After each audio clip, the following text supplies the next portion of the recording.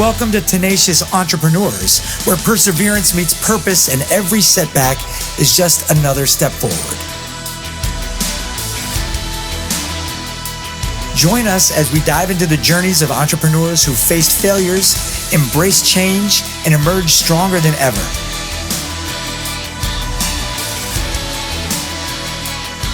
Whether you're dreaming big or already on your way, this podcast is here to remind you that the end is only the beginning. Stay inspired, stay tenacious, and let's conquer the entrepreneurial world together.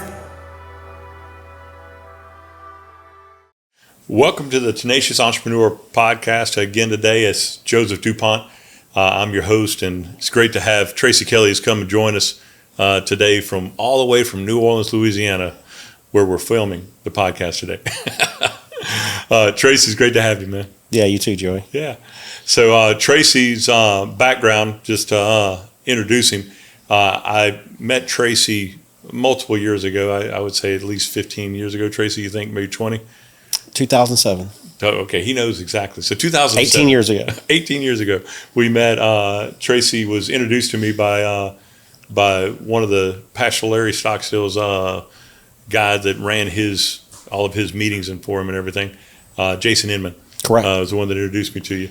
But Tracy came to work for me back in 2007, and we've been best friends ever since. So whenever I told him I was doing this podcast, he volunteered to coordinate everything for me and get everything going. And I said, "Man, you're going to get suckered into getting behind the camera. So I got to hear your story." But today we're just going to be talking about the success and failures as an entrepreneur.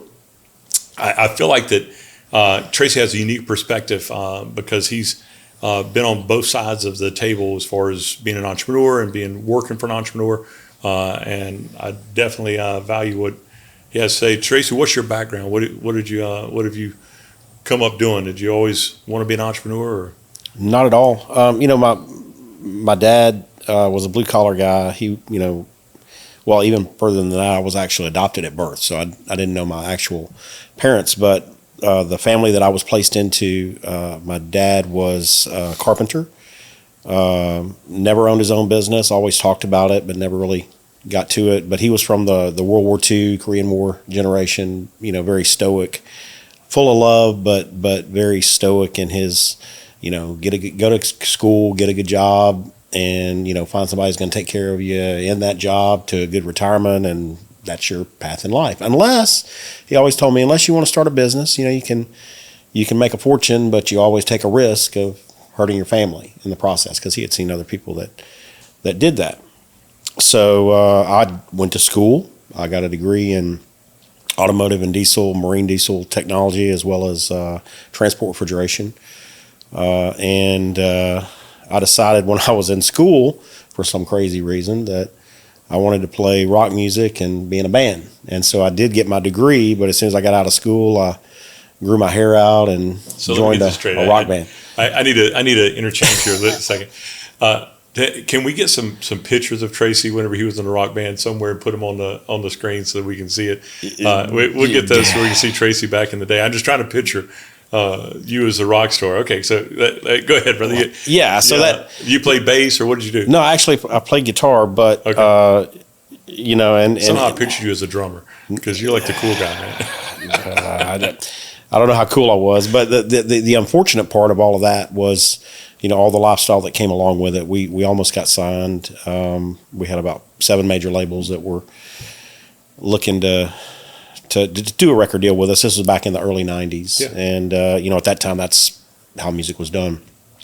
And but I had all the drinking and smoking and habits that go along with a rock and roll lifestyle, which was not how I was raised. I was raised going to church and doing all these things, but somehow I landed in a place where, it was cool to drink beer every day and whiskey and, smoke things other than, I smoked tobacco too, but yeah. Left-handed cigarettes. I get it. Yeah, no doubt. So, but that became sort of a lifestyle for me in that, I actually ended up meeting a girl, got out of the band, ended up meeting a girl, getting married, had a kid.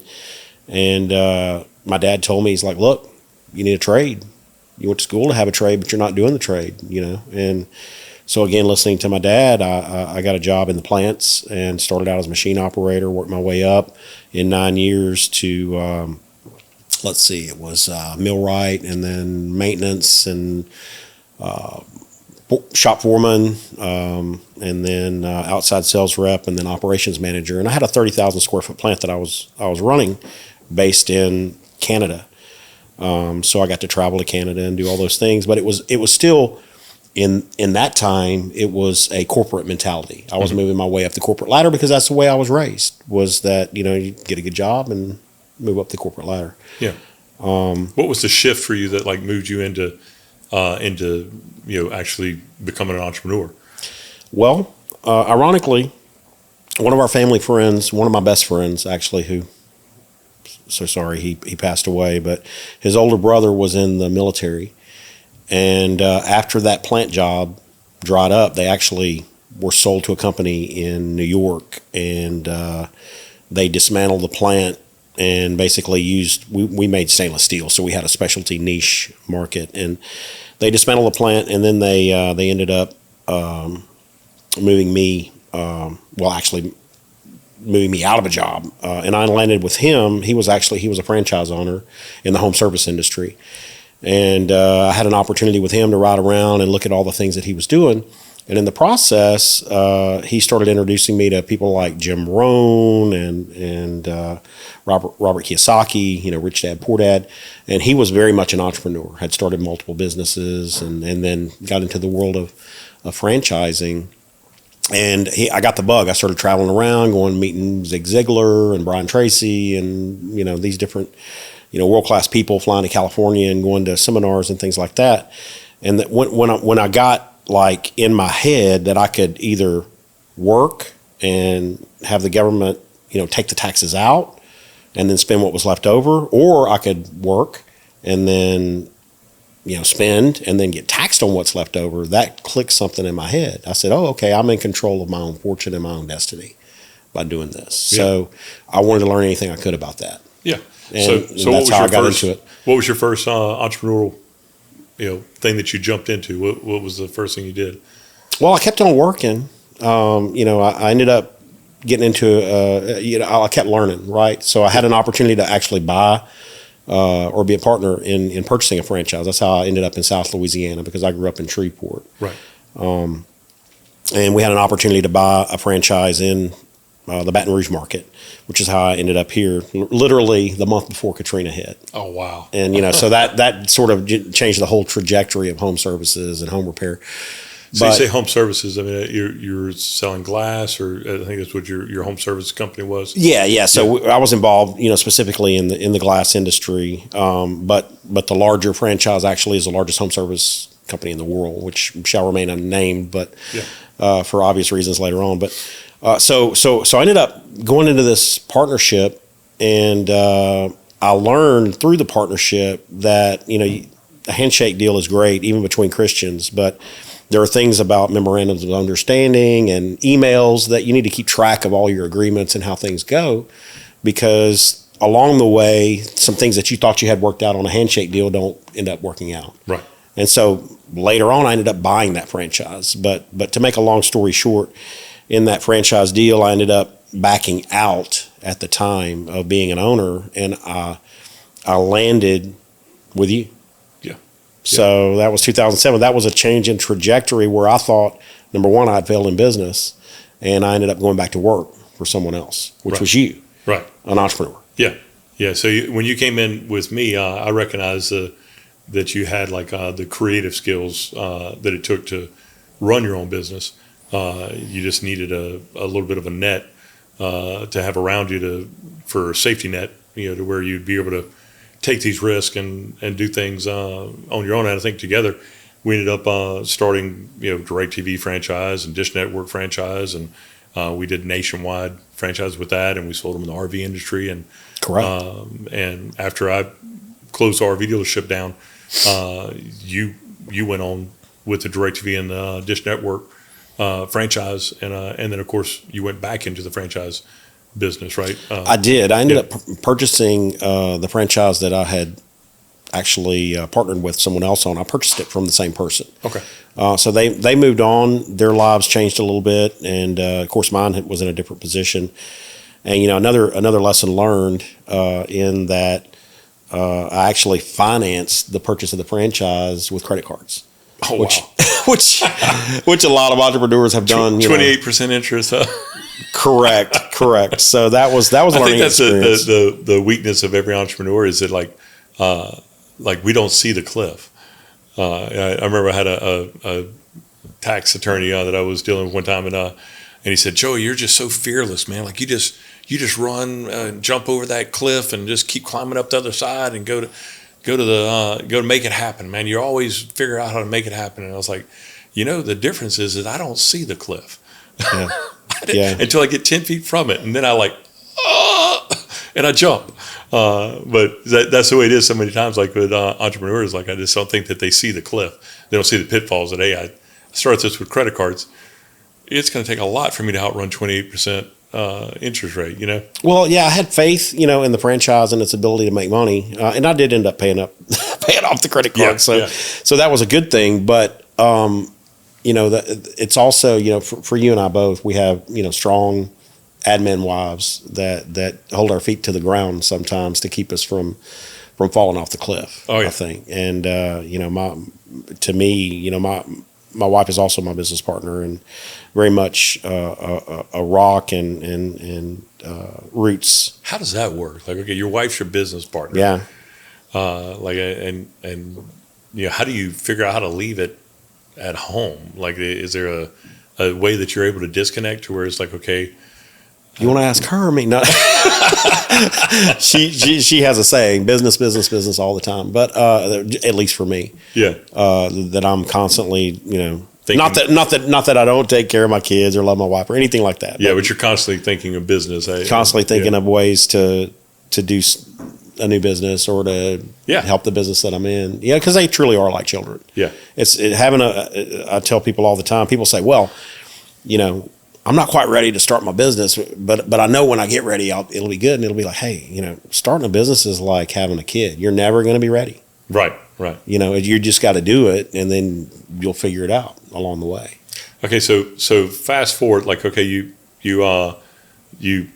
got into this franchise, and you ended up with Baton Rouge and New Orleans. Yeah, we purchased. You purchased New Orleans. New Orleans and expanded from Baton Rouge to New Orleans. And so you guys did all the work for the city. We did. You took care of City of New Orleans, all their police cars and stuff like that. You guys did a lot of contract stuff and dealt with a lot of big companies from that end of it. We did. And it was woman owned. Yeah. My wife was 51% owner. We were smart enough to do that from the beginning. So you made a transition at some point where you decided to come back and work with me, which I'm grateful. Thank God you did. It's been a blessing.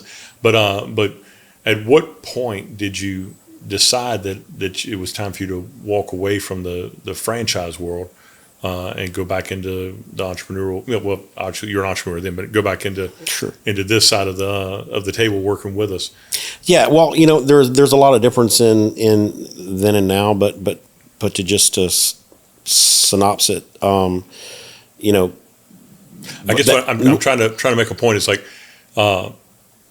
at some point, you decided it's time to take this behind the barn and shoot it. That's a good term, yeah. And that is the most difficult decision I see with small business owners. Mm-hmm. Knowing where they're at. Sure. They're like they're like a navigator that's exploring the world with no compass. And they don't ever know where they're at financially. But that you knew where you're at and had the bandwidth to recognize it, and B, that you had the ability or humility to be able to say, hey, in order for me to be successful, I need to lay this down. Correct. And that's to me, like, how did you come to that point? Well, so one thing I can say about a franchise, which is a good thing, is that they teach you to always stay on top of your numbers. Mm-hmm. So looking at your P&Ls, looking at your balance sheets, looking at your cash flow statements. I mean, that's a monthly thing that you have to sit down with them and account for why you made the decisions that you made. And it's not because you're a bad entrepreneur. It's because they want to make sure that you can withhold the standards of the brand. Right. And that's all great. And when you learn that, again, going back to my dad and how I was always raised that, if you're going to be a boss, if you're going to have people who are depending on you, make sure that they get paid, right. But also don't lay anybody off. Never lay anybody off. Because he was always concerned about getting laid off. Correct. So he instilled that into you. Like, don't lay that if off. you're going to be a leader of a business or you're going to be a boss, if you ever get to the point where you have to lay people off, you've failed as a business guy. Right. So that was one of the biggest fears going into looking at a business during COVID. That, I had some older guys. I started having some health issues, through the COVID thing. And, thankfully we were able to, do emergency work. I mean, the governor had passed and said, okay, if you're doing home services, it's emergency work, you can still work. But I had some health issues within my guys, and these guys were great. But it started in Baton Rouge. My guy got sick, and he ended up having to go to a rehab facility for his heart. And I had to he was the guy that ran my plant. I mean, not my plant, but my office in Baton Rouge. And I ended up, after, sitting with him and paying him and keeping him on the payroll, right. Over a period of months when he couldn't come back to work, I saw that office as, I'm going to have to shut it down. I can't keep up with it. And I ended up having he ended up having to quit. I mean, he kind of made his own exit because of health reasons. Right. And I wasn't thankful for that at all, because he was a long-standing friend of mine that had, I'd started with him in Shreveport at the other franchise. Right. So it was a tough decision. But when that happened, it was like a domino effect with my New Orleans franchise, in that I had two good guys that were older, but very skilled, very good at what they did.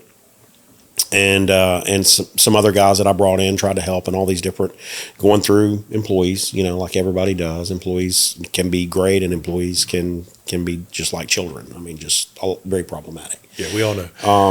We're entrepreneurs. We get it. Right. But so I started going into problems, and I started looking at my numbers, and I was like, this is not sustainable. This is not sustainable. This is not sustainable. What are we going to do? We're going to have to lay people off. I'm going to fail.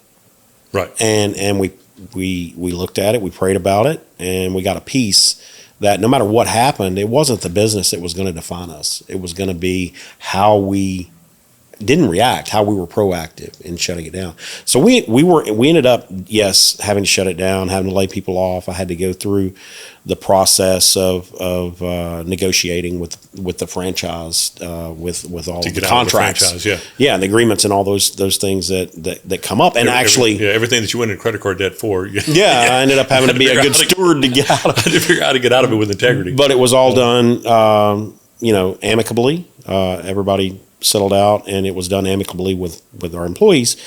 And so what I guess to better the term, we didn't have to take it behind the barn and shoot it, but we did have to figure out that it was on life support and pull the plug.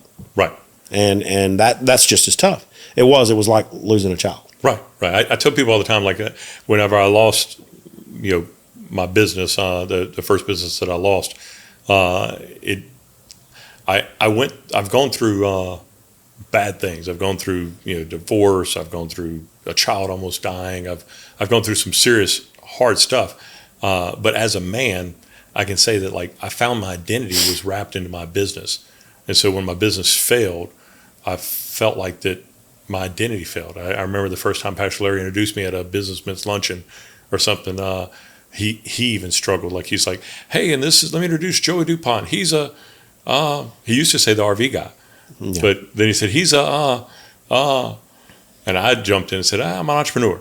But I remember thinking, like, I felt dirty, like it just it was so hard. Like you had taken your coat off or something. Right. Like I was, mental. Like I was no longer, I remember the first day I woke up and I had to have, normally every morning I had a business meeting in Baton Rouge at our Baton Rouge store. And then I had one in Hammond at our Hammond store. And then I would go to our Walker store and have a meeting with them. And so my whole day was sort of comprised of, meeting with employees and managers, mainly meeting with the managers and going over this stuff. And I remember the first day I woke up and I didn't have a meeting to go to, and nobody was expecting me, and I wasn't like supposed to be anywhere. And I remember this hollow feeling of like, okay, I've failed. Like, I don't have anybody to go to. There's nobody that depends on me anymore. Nobody looking to me like, what do I do, God? What's next? And for me, it was such an introspect time. It actually, it was in that season that I remember you came to me, and I was working on Groupon's offers, or we building websites, and so I was doing something to try to figure out the next $1 million idea. Right. And I was working night and day, creating this daily deal site like Groupon that I felt like we were going to make our next million, in that idea, because people in that industry were exiting at the tune of 100 million and more money for just building a website, getting followers, and then selling it. So that was my plan. And I remember I was like working tooth and nail to get that done. And you called me and said, "Hey man, let's go get something to eat." And I was like, "Go get something to eat, dude? I'm eating at my desk in front of my computer while I'm building websites and programming. I'm dealing with people in India, dealing with people in China. I don't have time to go eat." And he said, "Man, you got to eat. Just come eat with me. I'll take you somewhere and we'll go something to eat." And because we were good friends, I mean, you're one of my best friends. I remember thinking, well, how can I tell him no? I'd mentored you, and we'd been in each other's life so much, and I was like, okay, I'll do it. But I went to eat lunch with you with the mentality of military mentality, where I was going to shovel my food in 15 minutes and we'd be done. And so you were talking and I was shoveling, and I remember you said, "Hey, let me introduce you to this lady, Winnie." And I said, "Okay." And you said, "She's a Christian. She owns this business, but she's struggling and she doesn't really know what she's going to do." And I thought to myself, well, I can tell her how to fail. I can't. What am I going to do? Like, I can't tell her how to do anything. And I remember while we were there at that meeting, I started asking her questions, and we started talking, and I asked her if she prayed, and she said no, that her business partners didn't pray with them, and they believed in other gods and weren't interested in prayer. And I said, well, I'll come with you for the next 30 days and we'll pray every morning. And when I said it, I thought, who said that? Because I ain't got time to eat this lunch. But I said it in front of you. And I was like, well, I can't go back on my word. Tracy's right here, and she said, sure, come meet with me every day for 30 days at 11 o'clock.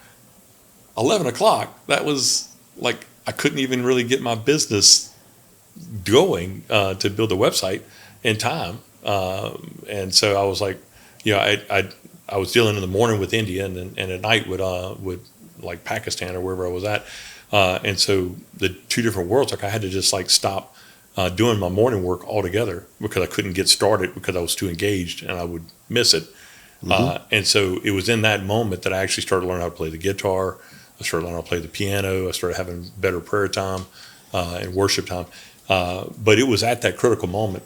You don't even maybe know it, but it was at that critical moment that you helped pull me out of the fog of darkness that I was in. Whenever I was returning the favor.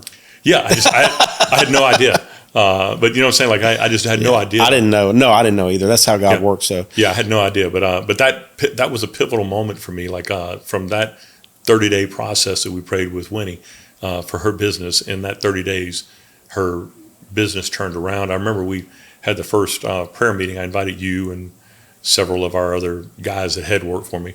Mm-hmm. And I remember the prayer that I prayed. I said, I told the people. I'm sorry, brother. I am so sorry, guys. We're going to have to edit that. Oops. All right. Keep rolling. So I remember I told the people when we started to pray, I said, today we're coming together and we're going to pray to Jesus to ask him to bless his business. And we are entrepreneurs. We're here as consultants to help you grow your business. So we're not just going to just pray to Jesus and say good luck. We're going to help figure out marketing plans and stuff like that to make the business grow. But this may not be the answer. If it doesn't work in 30 days, we agree. We understand a lot of you guys are believing different gods. We'll come back and pray to your God. if God doesn't solve this problem in 30 days. And in 30 days, That was a bold statement. it was. I remember I felt like Elijah sitting out there, like calling out the prophets of Baal. But I remember when I got through, like I was so empowered and emboldened. And that 30 days, Winnie ended up paying off all of her business partners and bought them out of the business, and was able to move her husband down from New Orleans. He was here working at a sushi restaurant. Moved him down from New Orleans, got him plugged back into the business, and they're doing great to this day. Fantastic, yeah. But it was that moment of darkness that I was able to pivot. And I remember I called a guy that was worse off than me. I won't call his name, but he'd lost billions and I'd only lost millions. And so I called him and said, "Hey man, I figured out the answer. Like, you need to find somebody worse off than you and serve them, because we don't have the money to give it anymore like we used to, but we can give our time." Right. And I remember he said something that was so foreign to me. I never heard it. He said, "Joey, I don't really care about that. I care about WIFM." I was like, "WIFM? What does that mean?" He says, "What's in it for me?" Yeah. And I remember, like, I hung up the phone with him and thought, wow, thank God for Tracy Kelly. Because I was on the island of WIFM.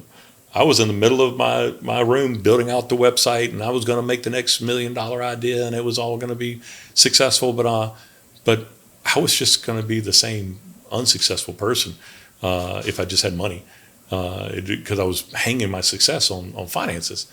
And there's so much more wealth in relationships and people that we know than just the finances. Yep. So anyway, that was a blessing in my life that I was pulled out of that dark time, dark season. So you, I mean, and to segue, like you moved into the decision to go ahead and close your doors of your franchise and get out of the franchise. I did. And what moved you to go into working with us? Well, let me just back up a little bit and just say, when I talked about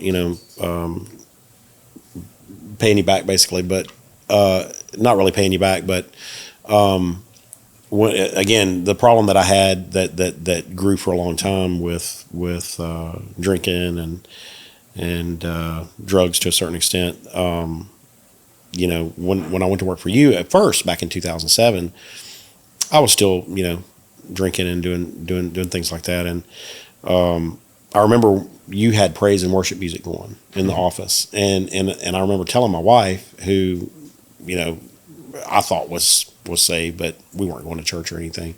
She cussed like a sailor, smoked cigarettes, and I drank and smoked her cigarettes. But anyway, so when I would go to work, I remember you'd be having praise and worship music going. I'm like, I don't know if I can keep working there because all this praise and worship music all the time. She's like, what's wrong with that? And I'm like, well, I don't know. It just makes me feel weird. But you invited me to the businessmen's luncheon, and I, started going to that, and then invited us to church. And after a few times of going to church, we ended up getting saved for real. Like, not just going for, I went forward when I was a kid and prayed the prayer and got baptized, but I didn't live the life. I didn't live a changed life. And working for you, I ended up getting convicted of how I was living. And my wife went up and got saved with me. And from that day forward, we never drank again. We never smoked any more cigarettes. We quit all that. I mean, honestly, you say you don't cuss, but you get in Baton Rouge traffic, that word it all come back. It might all come back to you. So I can't say I never cussed again, but I try not to. I try not to use. So guys, this is really a great topic, and I want to drill down a little bit more. We're gonna go ahead and have a second episode of this, just to where we can drill down this, because Tracy, I want to touch base on the new projects that you're heading into with NFTs and the different things that you're doing now that are separate from what we're doing, but your entrepreneur journey this continuing. So Correct. We're going to be right back, and we'll come to the second set of the podcast.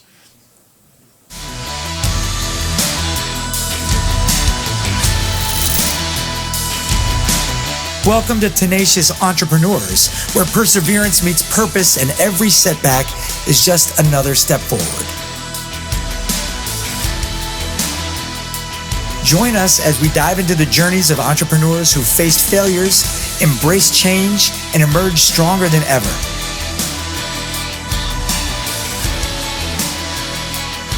Whether you're dreaming big or already on your way, this podcast is here to remind you that the end is only the beginning. Stay inspired, stay tenacious, and let's conquer the entrepreneurial world together.